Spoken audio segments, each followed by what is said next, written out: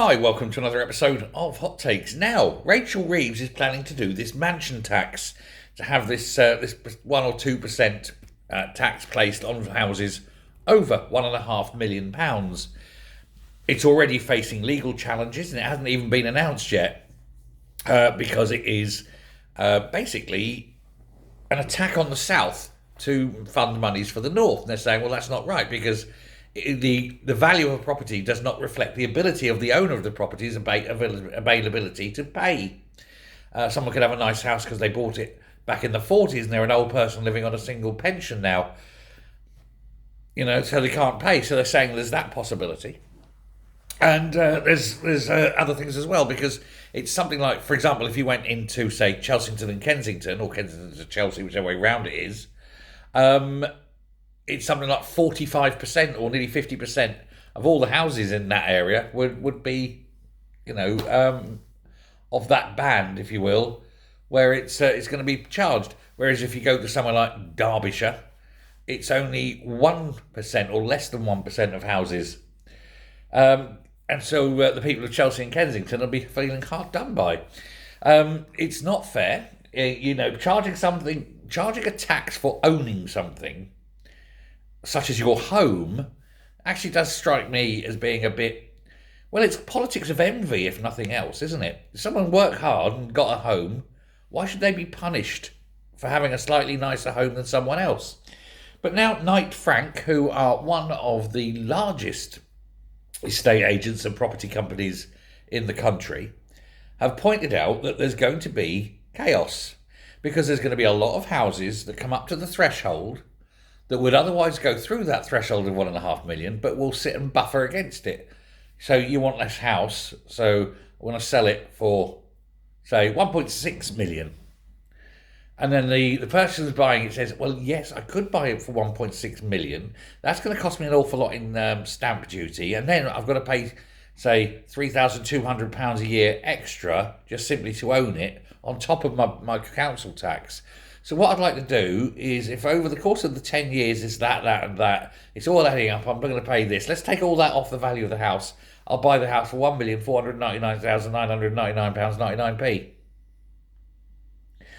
And then that won't be attracting that tax. And then they'll say, oh, but I need 1.6. I said, well, that's okay. You've got a very nice car there. I'll buy that car for £100,000 second hand, so there's no tax on it. They could do things like that. And of course, the other point is that those houses will actually have to be revalued. The last time Britain had a revaluation for the purposes of rates was 1991. And it took years and years and years to do this.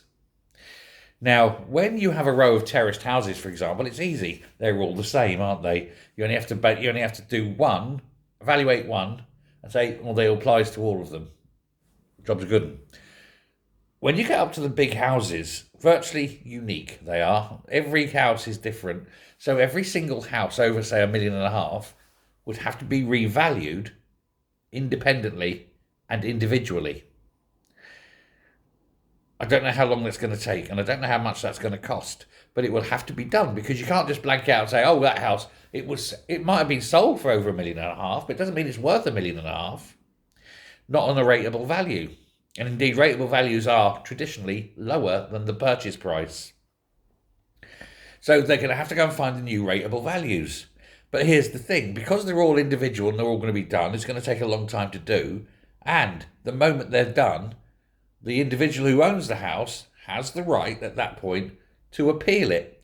And you have to go to the council and then you appeal it and they'll deny it immediately, which then you go to a court.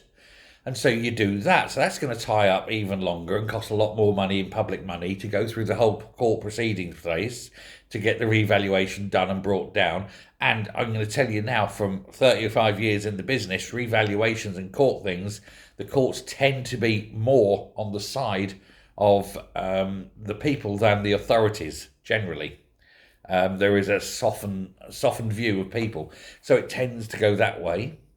So, this is one of those, and they think they're going to bring in a lot of money.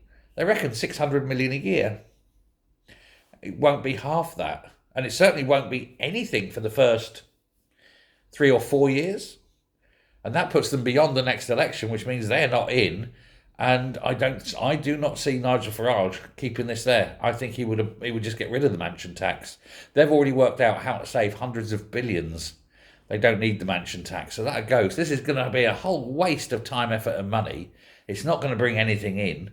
It's only going to cause stress. And while they're doing and dicking around with all that, other things that need doing aren't going to be done.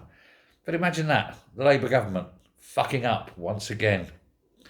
Yeah, scarcely contain myself. Thanks very much. Bye.